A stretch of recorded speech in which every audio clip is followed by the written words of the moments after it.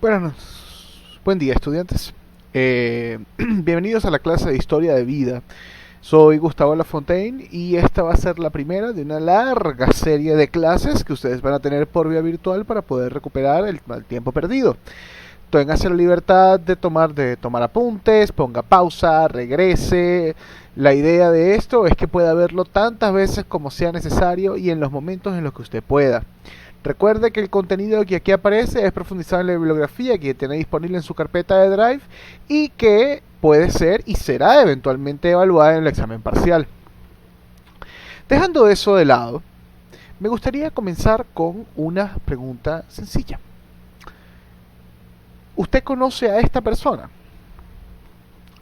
Quizás sí, quizás no. Quizás algunos de ustedes la conozcan por el nombre y no por el rostro. Esta niña se llama Ana Frank y es un personaje impresionantemente famoso en la historia de la humanidad por haber escrito un libro llamado El diario de Ana Frank, que efectivamente es su diario. Verán, Ana Frank vivió la época de la ocupación nazi y por 4 años permaneció encerrada en una pequeña habitación escondida detrás de unos libreros, donde ella y su familia hacinada evitaban la persecución de la Gestapo. A ver, tenemos por aquí, permítanme. Como verán, una de las grandes ventajas de esto es que vamos a tener mucha virtualidad. Vamos a ver videos, vamos a hablar de situaciones, vamos a revisar páginas web. Finalmente, en 1944, ella y su familia son capturadas y son separados. Años después, Otto, el papá, el único sobreviviente de la familia, regresa al pueblo solamente para descubrir que el diario había sobrevivido por alguna instancia milagrosa. Lo que luego este diario fue traducido y fue publicado como El diario de una joven niña, libro que ha sido traducido en más de 60 idiomas y que es una pieza clave para comprender lo que pasó hace casi ya 80 años. Y usted se preguntará, ¿qué tiene que ver Ana Frank con psicología? Pues bastante. El diario de Ana Frank es una forma de historia de vida. Es un registro biográfico, autobiográfico para ser exacto, en el que vemos reflejada la vida de una persona y la historia de una sociedad a través de los ojos de esta persona. Lo interesante de el diario y de la historia de vida como metodología es que nos permite aproximarnos a los fenómenos desde lo humano. Usted puede en cualquier momento, de hecho invito a que lo haga de inmediato. Busque en Wikipedia Segunda Guerra Mundial. Lea un rato y trate de, bueno, léase el artículo y luego busque el diario de Ana Frank. Vamos a buscarlo.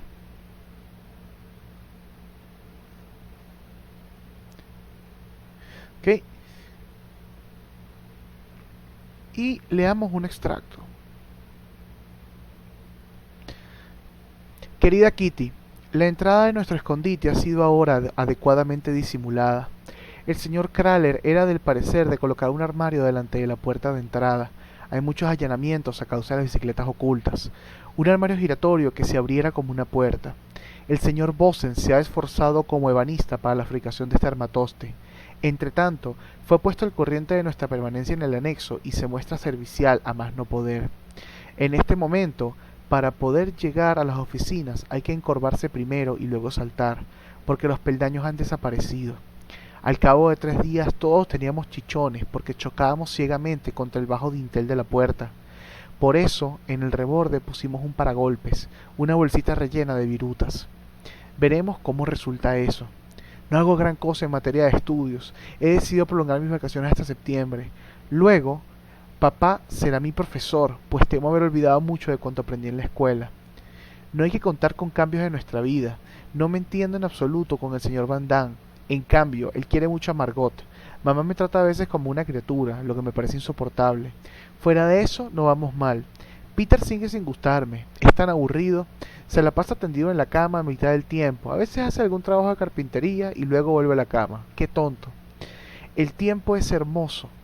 Y a pesar de todo, lo aprovechamos solo soleándonos sobre un catre en el diván, por donde el sol entra a raudales a través de la claraboya. Tuya, Ana. Compare usted lo que siente cuando lee el artículo en Wikipedia y cuando lee las palabras de esta chica.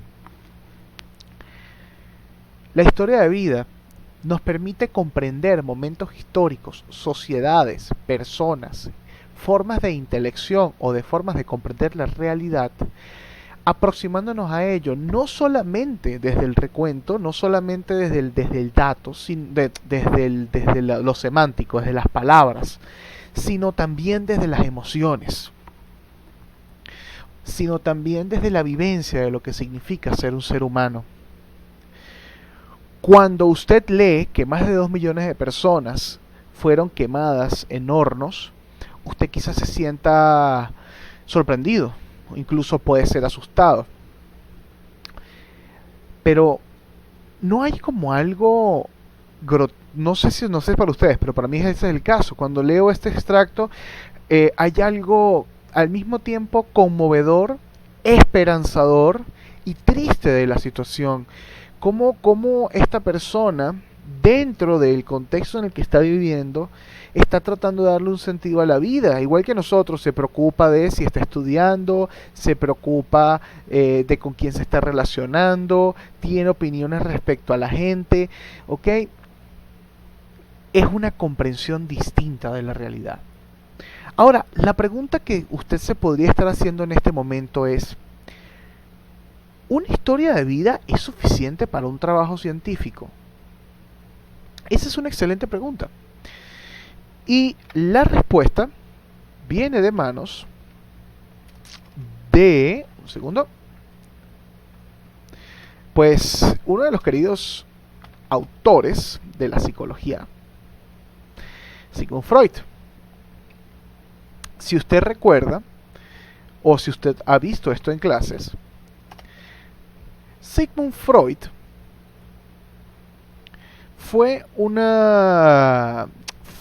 gran parte del trabajo de Sigmund Freud desde la clínica fue la comprensión profunda de los casos. ¿Y cómo llegó a esa comprensión profunda? A través de la comprensión de la vida de sus pacientes. Ana O, por ejemplo, es como el caso prototípico. Comienza con un paciente de Breuer y luego pasa a manos de Freud. Su nombre era Berta Pappenheim. Y la historia de Ana O le va a permitir a Freud comprender su vivencia, ayudarla a la curación, y luego numerosos casos similares al de ella van a permitir la construcción de la teoría psicoanalítica. En ese sentido, podemos hablar de la historia de vida como un método para construir teorías, no en el sentido cualitativo. A nivel metodológico, a nivel cualitativo tiene otras pretensiones, ¿ok? Sin embargo, lo que estoy buscando aquí es mostrarles que nuestro cuerpo teórico en gran medida se ha basado en las historias de vida. Aquí tengo un texto con el que nos vamos a ir basando poco a poco en la lectura de hoy. Esto se lo voy a hacer llegar por Edmodo, ¿ok? Un detalle importante es, bueno, Alport también utilizó las historias de vida. En 1950, si la memoria no me falla, es donde ocurre el primer punto de inflexión, que es el momento en el que la psicología que aún estaba en pañales, estaba tratando de encontrar una forma, una metodología que le permitiese validarse como un método científico, y empieza a optar por la aproximación cuantitativa. Pero antes de eso, ¿ok? Antes de eso, como ya les dije, Sigmund Freud, ¿ok? O la propia escuela estructuralista dependían enormemente de la introspección y la autocomprensión para llegar a la formulación de teorías o de elucubraciones respecto a la realidad psicológica de los sujetos. Viene todo este proceso de inflexión. Quiero decir, llegamos a este proceso de cambio y en algún momento la generalidad y las tendencias generales empiezan a ganar importancia en nuestra ciencia. Con el resurgimiento de la metodología cualitativa y la fractura de la gran crisis científica de los años 70 y los años 80, vuelve entonces a aparecer la historia de vida como un método. Ahora, la primera pregunta que tenemos que hacernos es, ¿qué es una historia de vida? Fíjense, la historia de vida como metodología cualitativa busca capturar tal proceso de interpretación, viendo las cosas de la perspectiva de las personas quienes están continuamente interpretándose y definiéndose en diferentes situaciones. Telo de Bogan, 1998. Permite trabajar la realidad desde una perspectiva humanista, ya que tiene sus raíces en los fundamentos de la fenomenología, el existencialismo y la hermenéutica, tratando de comprender la conducta humana desde el propio marco de referencia de las personas. Recordemos una vez más, ¿qué significa fenomenología? La comprensión de cómo la gente vive o experimenta los fenómenos. ¿Qué nos dice la filosofía existencialista? Que el momento solo se puede comprender en el momento, que cualquier elucubración o cualquier pensamiento respecto al momento es una distorsión de sí mismo. El presente es lo que tenemos y allí es donde ocurre el futuro y el pasado. Y la hermenéutica es la herramienta interpretativa a través del cual llegamos a la comprensión de la realidad.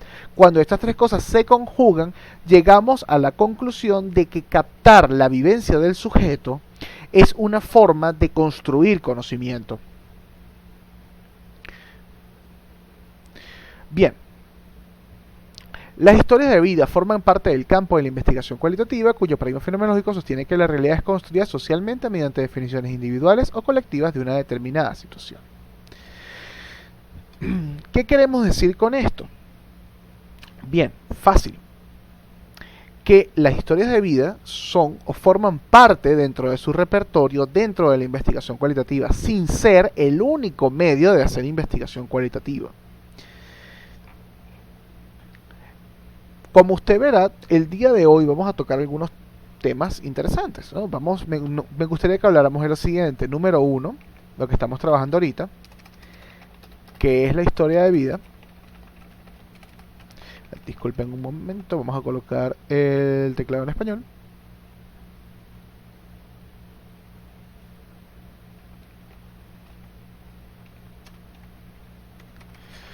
Ok. Lo segundo es cuáles son las características del método. Número 3, cómo se hace una historia de vida. Número 4, ¿cuáles serían los tipos de historia de vida?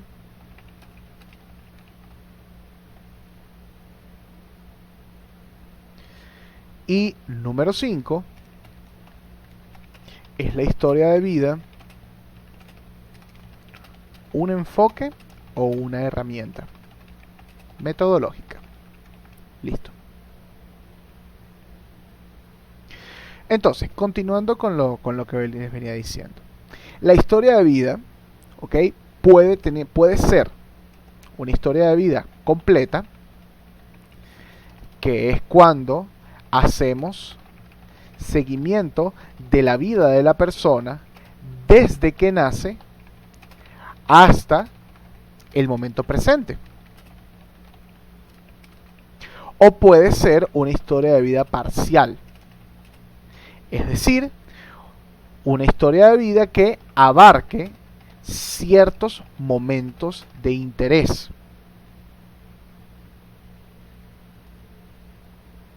¿Ok? Ahora, quizás la pregunta que uno se podría hacer es, ¿para qué? ¿Para qué queremos comprender la realidad desde un único individuo? ¿Para qué queremos conocer la vida entera de una persona desde el momento en que nace hasta el momento presente? Y eso es una excelente pregunta. Existen muchas razones por las cuales las historias de vida es un método que merece ser explorado. La primera de ellas es la siguiente, que ya la vimos con el caso de Ana Frank. Nos aproximamos al fenómeno de una manera más humana, de una manera más directa, de una manera más cercana. ¿Ok? Número 2. La vida de la persona es un reflejo de una realidad social. Recuerden que y se los he dicho hasta el cansancio, el sujeto se construye en sociedad, ¿sí? Y eso implica necesariamente que cuando evaluamos la vida de alguien, estamos viendo costumbres, rituales, tradiciones, formas de hablar, formas de relacionarnos. Cuando vemos la vida de una persona, estamos tomando fotografías de todos estos momentos históricos. Ese es el segundo punto. El tercer punto. Aunque nosotros hacemos un gran esfuerzo como científicos por entender la totalidad de la realidad de una manera simple, de una manera sencilla, de una manera, por decir, una manera clara, lo cierto es que los seres humanos somos criaturas inconsistentes. Podemos tener múltiples creencias al mismo tiempo en un mismo contexto histórico. Somos criaturas a veces irracionales, a veces racionales. Somos complejos, cambiamos de idea con facilidad. E incluso en algunos casos podemos pensar de alguna manera y obrar de otra. Entonces, ese tipo de fricción entre distintas creencias o entre el pensamiento y el acto son cosas que se nos escapan con relativa facilidad cuando hacemos investigaciones de corte cuantitativo. La historia de vida nos permite explorar a profundidad cómo se negocian esos momentos de conflicto, cómo se negocian esas paradojas aparentes, que quizás no son paradojas. Entonces, en la historia de vida también evaluamos el proceso de la persona, lo describimos, lo conocemos, lo analizamos.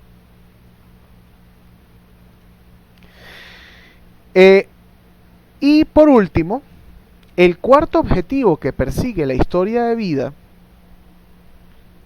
es poder comprender un fenómeno en profundidad. Hay que entender que cuando hablamos de historia de vida no necesariamente hablamos de la vida de una persona. Podemos trabajar con una, sin lugar a dudas, pero también podemos trabajar con varias. Y en conjunto construir una historia de vida bastante grande, bastante rica, donde tengamos una visión múltiple respecto a un tema común. Por ejemplo, imagínense que estamos evaluando la vivencia de mujeres que han pasado por un proceso de aborto. Ciertamente podríamos empezar a estudiar, ¿ok?, desde el momento en que la persona toma la decisión o el efecto que tuvo esta decisión en su vida después del hecho. Ahora, ¿qué pasó antes? ¿Qué fue lo que ocurrió en la experiencia de este sujeto a lo largo de la secuencia de su vida que la configuró como un individuo que lo llevó a tomar esta decisión? Eso también forma parte del proceso. Entonces, en el primer enfoque es como llegar a ver la última escena de acción de una película, la parte más interesante, el clímax de la película. Pero si solamente nos quedamos con eso, la película está fuera de contexto.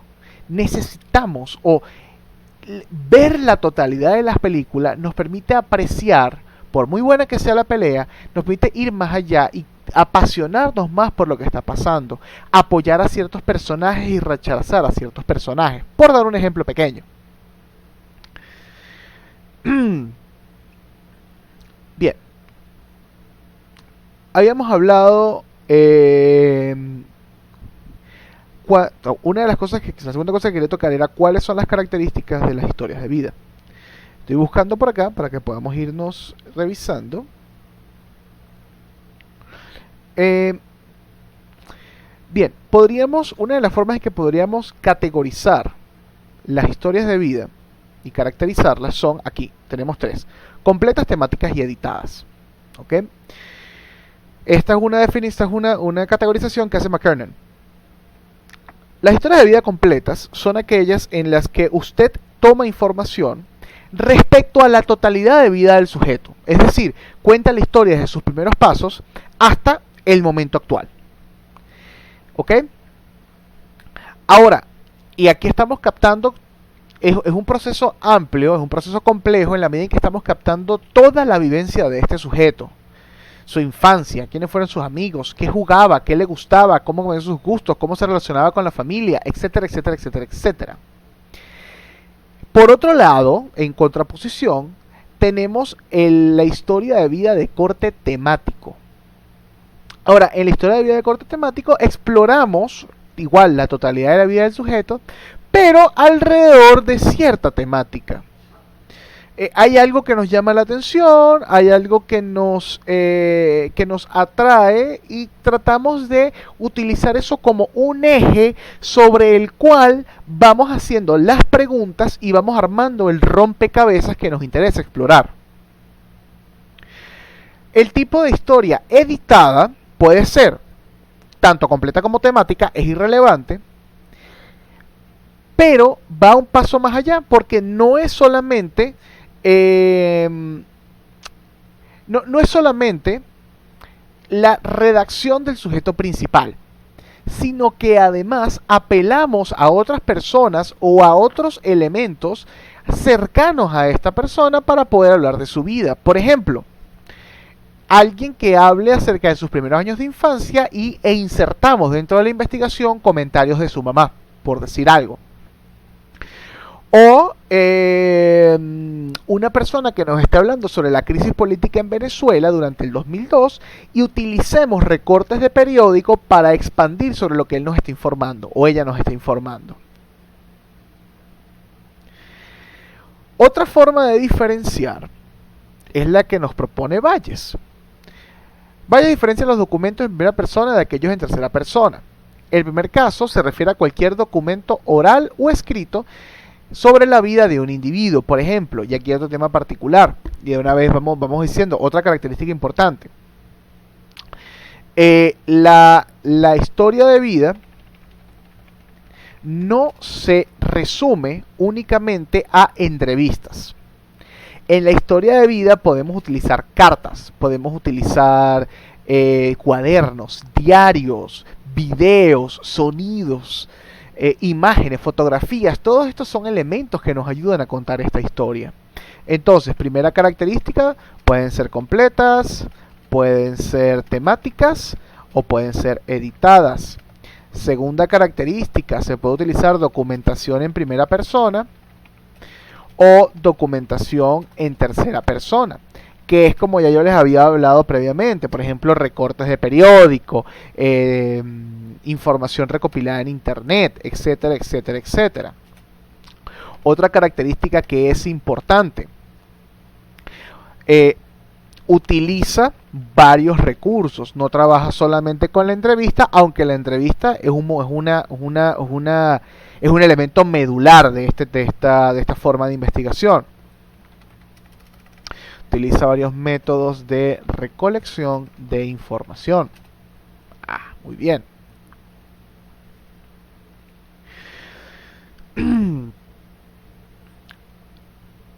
Hay una diferencia que es importante hacer, ¿okay?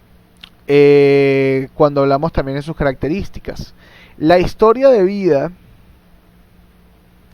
cuando hablamos, que es esta diferencia que nos hace Valles aquí, ¿okay? Cuando hablamos de la totalidad, de la historia de la persona o de su recuento, estamos hablando de una historia de vida, ¿ok? El relato de vida es solamente lo que la persona nos cuenta, o sea, es el producto de la interacción o la entrevista que tenemos con el sujeto. Un detalle que es importante porque para que ustedes hagan la diferenciación. Recuerden, si les estoy hablando de historia de vida, es toda esta cosa que involucra documentos, testimonios externos, recopilación de información. Mientras que si les hablo del relato de vida, es lo que la persona nos contó directamente. Hay otro elemento que es la historia de vida tiene 4 dimensiones, como aparecen acá, según Cornejo. La constructivista, la clínica, la cualitativa y la interdisciplinaria. Entonces vamos a colocarlas acá. 4 dimensiones.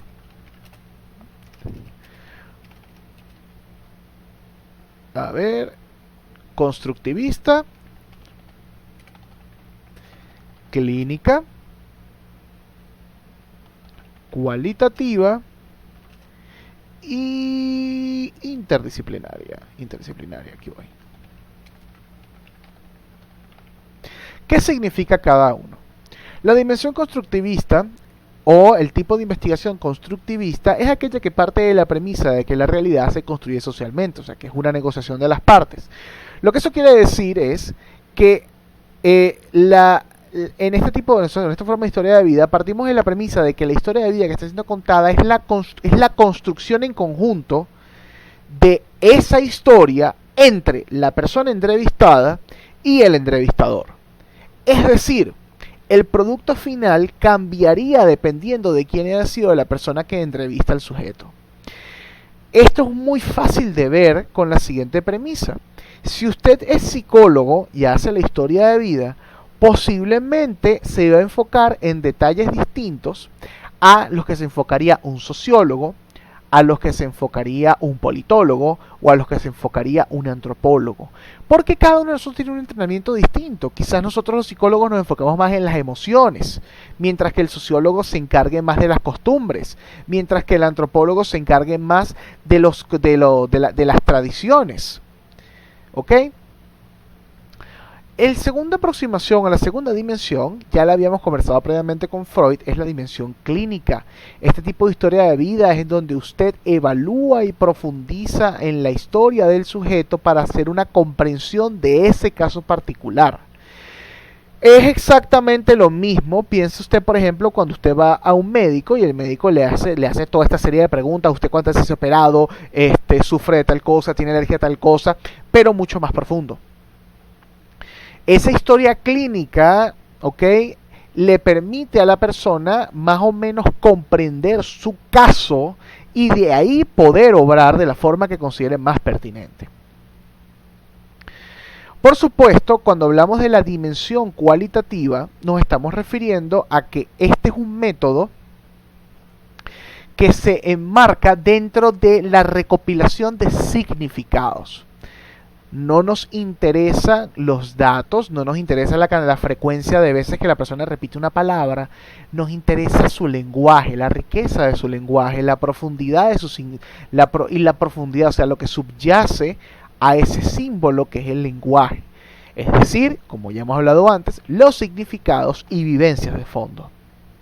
Y por supuesto es algo interdisciplinario, ¿ok? Porque abarca muchos temas y abarca muchas aproximaciones.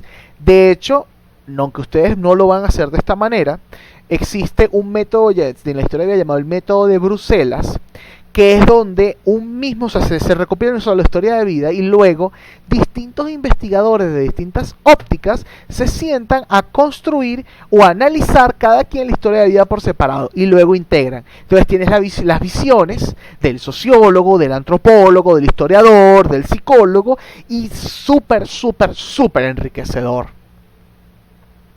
¿Ok?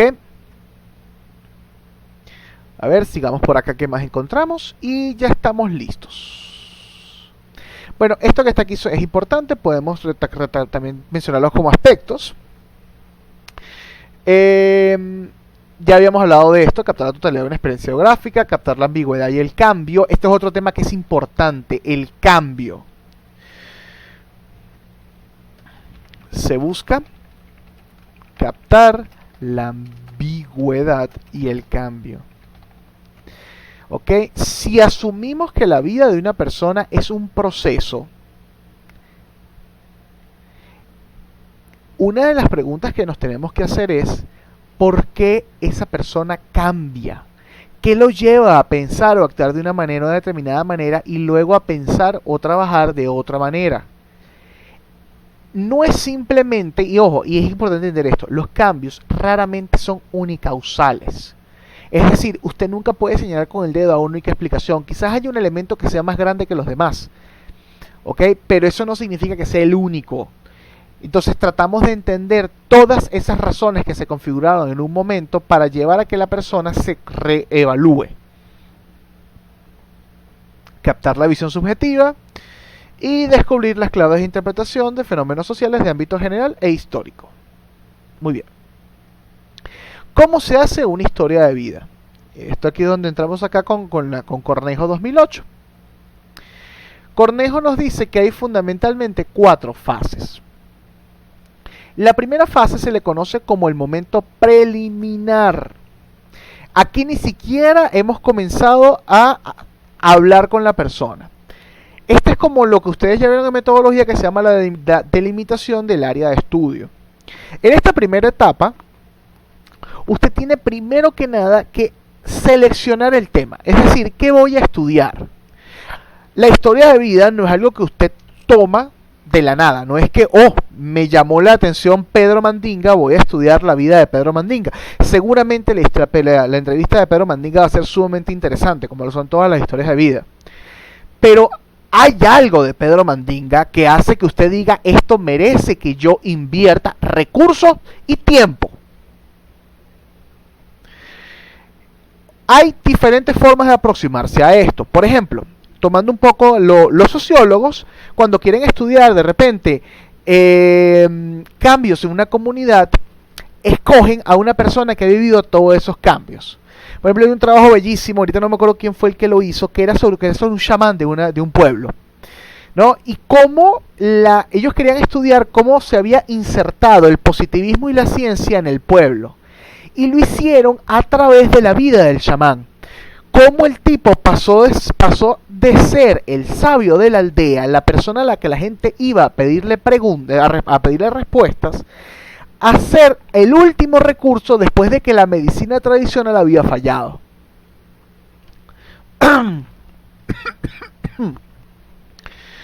Bien. Entonces, quizás la primera pregunta que usted tenga que hacerse es, ¿por qué vamos a investigar esto? O sea, ¿por qué nos merece la atención este tema? En psicología, ¿qué tipo de temas podríamos trabajar? Por ejemplo, yo les puedo hablar de la vida de madres con hijos esquizofrénicos, una tesis maravillosa que tiene la Universidad Metropolitana. Imagínese usted cómo sería la vivencia de una persona que trabaja o hace vida en los concursos de belleza. ¿Cómo se percibe a sí misma? ¿Cómo vive su cuerpo? ¿Cómo significa su cuerpo? ¿O qué les parece lo siguiente? La vivencia de la vivencia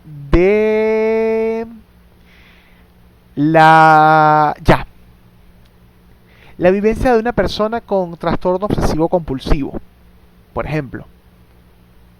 La vivencia de una persona con un trastorno leve de autismo en contextos de tensión política. Oye, qué interesante, ¿no? Todas estas son preguntas que nos ayudan a ver o a visualizar fenómenos psicológicos complejos desde nuevas perspectivas, es decir, desde la persona que lo vive de primera mano. Una vez que hemos delimitado, nuestra área, aquí hay una cierta tensión. Hay algunos investigadores que les dirían que es importante hacer una revisión crítica de la literatura científica al tema. Hay otros investigadores que por el contrario dirían que no, que hay que entrar vírgenes al campo. Yo en lo personal les recomiendo que se preparen revisando literatura. Quizás esa entrada virginal al campo se les debería recomendar por una persona que tenga muchísimo entrenamiento previo, con mucha experiencia. Entonces, tengo mi tema. Ya respondí, ya justifiqué porque es importante. Viene el siguiente paso. Ya revisé la literatura. ¿Qué sigue? Contacto, negociaciones y contratos. Esta fase es lo que llamamos la fase ética. Aquí es donde usted debe escoger quiénes van a ser los sujetos que van a contar su historia de vida. Establecer contacto con estas personas, usualmente a través de un portero. Ya yo les expliqué lo que es un portero. Para los que no se acuerden o los que no lo saben, un portero es la persona que nos brinda acceso al campo. Es decir, la persona que, piense usted que es el pana que te lleva de arrocero a una fiesta. Entonces, para tú no sentirte incómodo, el pana te presenta a ti. Mira, él es mi amigo Gustavo que viene aquí a la rumba conmigo. Hola, conmigo, sí, yo. Entonces, eso te quita a ti el estatus de arrocero. Es un poco esto. Es una persona que nos ayuda a introducirnos de una forma eficiente y natural al campo. Lógicamente, una vez que entramos en contacto, tenemos que establecer una negociación. Es decir, tenemos que avisar a la persona qué es lo que pretendemos con nuestra investigación, a dónde queremos llegar. Tenemos que avisar a la persona cuál es nuestro tema de trabajo. Y lógicamente tenemos que, pues, asegurarnos que el sujeto, o que el participante, perdón, se me escapó algo ahí bastante cuanti.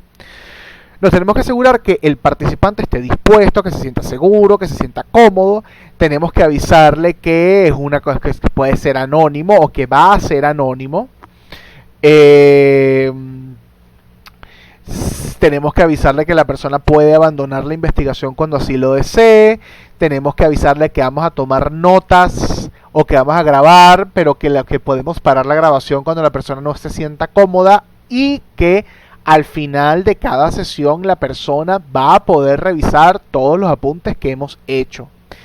Todo esto en miras de construir un rapport, y un rapport fuerte. Ok, recuerden que ese rapport es esa conexión, esa sensación de seguridad y una conexión empática. Es decir, que nosotros podamos experimentar de la forma más natural la vivencia de este sujeto, y que al mismo tiempo esta persona siente una conexión emocional con nosotros. Una vez que hemos determinado a nuestros participantes y hemos pasado por todo este proceso, donde hemos obtenido su consentimiento informado, pasamos a la recolección de los relatos mediante la entrevista. Ahora, ¿en qué se diferencia la entrevista de la historia de vida de otros formatos? En primer lugar, se hacen preguntas de tipo cronológico, ¿ok? Nunca direccionamos la entrevista. Usualmente la persona narra su historia y nuestro trabajo es solamente tener algunas preguntas claves que van a ayudar a reencauzar la narrativa cuando se escape del tema central. El relato de vida, lógicamente, como una construcción narrativa, es algo imperfecto. Utiliza un lenguaje impreciso, utiliza modismos, utiliza acepciones, lapsus, aparecen lapsus, es lo que quise decir, y todas estas cosas no deben ser vistas como distorsiones, sino como riquezas. Ahí mismo lo dice en el texto. Son elementos que nos ayudan a entender la vivencia de una persona. Cuando usted hace una pregunta muy dura y la persona agacha la cabeza y tarda en responder, usted sabe que está tocando algo emocional. Cuando la persona utiliza modismo, yo se los dije a ustedes ya antes, en Venezuela Una grosería, como por ejemplo, y me disculpan la expresión, carajo, dice mucho más que estoy molesto. ¿Ok? Refleja algo, refleja una experiencia venezolana que no se puede reducir a un lenguaje neutral. Como les dije anteriormente, es recomendable que usted tome notas de la entrevista y la grabe de ser posible con autorización previa del sujeto. Ahora, hay algunos aspectos que tiene que usted conocer. Por ejemplo, en la historia de vida, usualmente se tiene siempre más de una entrevista. ¿Por qué? Porque estas historias son largas, son complejas y ni usted tiene la energía para aguantar 5 horas de entrevista, ni la persona tiene la energía para darle 5 horas de entrevista. Entonces, lo preferible es sesiones más cortas, sesiones de 45 minutos, 1 hora, 1 hora y media, dependiendo de su estamina y la de su participante, y continuar en las siguientes sesiones. Además, esto presenta una ventaja adicional. ¿Se acuerda que yo le dije que al final usted tiene que repasar con la persona? Estas unidades más bien medidas le permiten a usted detenerse, hacer un recuento de todo para asegurarse que lo que ha ido captando, lo ha ido captando de forma adecuada, de una forma verosímil para la persona. Esto dura, ¿ok? Sigue durante un tiempo en la medida en que usted va recopilando esta información, también va recopilando cartas, biografía, cuadernos, entrevistas a personas secundarias, relatos externos, etcétera, etcétera, etcétera, etcétera. Y finalmente, una vez que ocurre todo este proceso, cabe destacar que la historia de vida tiene una cosa riquísima y una cosa que facilita mucho el trabajo, que es... esto sí tiene como un punto de cierre relativamente certero, que es cuando usted explora a plenitud todo el proceso y llega al momento presente y ya no le queda más nada que explorar. Ok, entonces es como fácil percibir en qué momento está ocurriendo la saturación. Bueno, no fácil, más bien menos engorroso que en otros métodos. Una vez que ocurre todo esto, usted recoge y pasa a su proceso de análisis. Bueno, en realidad, disculpen, eso fue un error mío. Usted pasa al proceso de integración de la información, porque el proceso de análisis, aunque aparece como el punto 4, ha estado ocurriendo a lo largo de todo este proceso. ¿Ok? Usted normalmente, ¿cómo funciona esto? Usted recopila esta información, se va a su casa, la lee, la procesa, la transcribe, se la pasa a la persona para que la lee, la discute, la reinterpreta y luego pasa a la siguiente entrevista y así va, yendo y viniendo, yendo y viniendo, yendo y viniendo. ¿Ok? Por otro lado, ¿cómo hacemos cómo hacemos esta cosa llamada el análisis? Bueno, aquí tenemos 4 indicadores que los voy a copiar y pegar en el documento que estamos trabajando. Me parece que son... perdón, son 5 indicadores. Fue mi pelón. Ok, el primer indicador es... los criterios guía que deben presidir el análisis interpretativo de las entrevistas son los siguientes. 1. Los marcos de referencia o patrones que se pueden ir encuadrando los datos sin que sea un obstáculo para hacer el trabajo del proceso de investigador, pues le dota de flexibilidad. 2. La dinámica del lenguaje, dado que el significado de la palabra es tan crucial como el modo de utilizarla. 3. La codificación del lenguaje es de suma importancia, por ello si se aplica un análisis excesivamente estructurado del contenido, se puede perder la riqueza y estructuración de la conversación. 4. La interpretación y captación del significado es el cometido principal buscado, aspecto que se logra mediante la utilización de patrones y códigos a lo largo del proceso. 5. La interacción entre ambos protagonistas presidida por la empatía posibilita que se logren los pasos anteriores. Y 6. Finalmente, la construcción, que es el resultado del complejo proceso de recogida e interpretación, extracción, codificación y acción-interacción. ¿Ok? Ese proceso de codificación, como lo conocen aquí, esto que está aquí que es lo que más me interesa, extracción y codificación, ¿ok? Es el proceso a través del cual usted va a ir codificando la historia, es decir, la va a traducir en otro lenguaje o en otra terminología que le va a permitir a usted poco a poco ir hilando y construyendo y agrupando la información que va obteniendo en grandes categorías del conocimiento. Entonces, por ejemplo, cuando una persona en la entrevista 1 le habla de arrechera, en la entrevista 2 le habla de rabia, en la entrevista 3 le habla de frustración, en la entrevista 4 le habla de indignación, aunque son cosas distintas, cuando usted las empieza a codificar, posiblemente va a empezar a emerger el tema de la emoción negativa o de la emoción fuerte o la emoción pasional. Y eso le va a permitir quizás a usted atar ciertos cabos. De repente se da cuenta, oye, esta persona siempre se molesta, o esta persona siempre habla de molestia cuando ocurren eventos relacionados con política. Oye, qué interesante.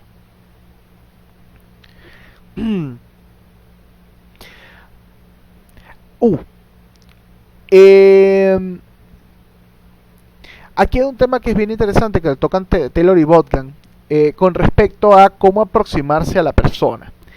Esto tiene que ver con la entrevista. La entrevista siempre debe ser realizada en espacios que sean cómodos para el sujeto. De hecho, normalmente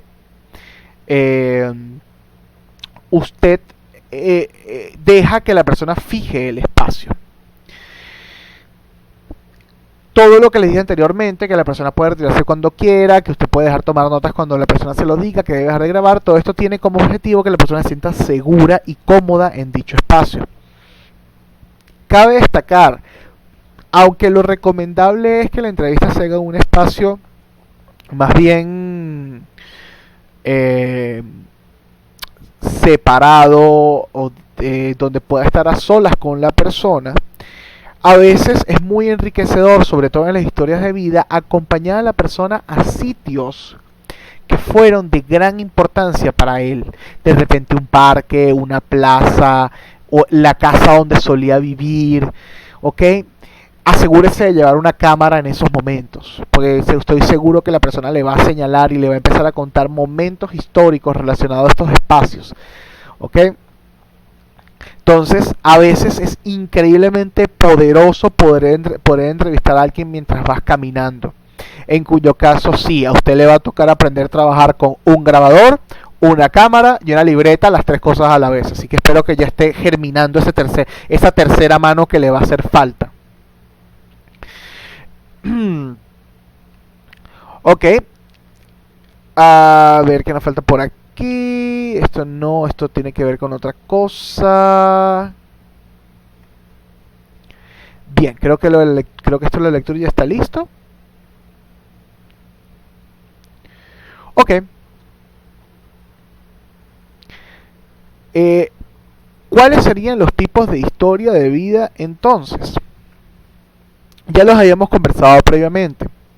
En líneas generales, podemos hablar de las historias de vida biográficas, las historias de vida, les recuerdo aquí, completa temática editada, las biográficas, por supuesto, toda historia de vida es, las autobiográficas, quise decir, autobiográfica que se refiere a la historia de vida en donde utilizamos solamente el recuento de la persona, la historia de vida editada, como ya les dije, que es la introducción de cosas adicionales, y otra forma, otro tipo de historia de vida, ¿ok?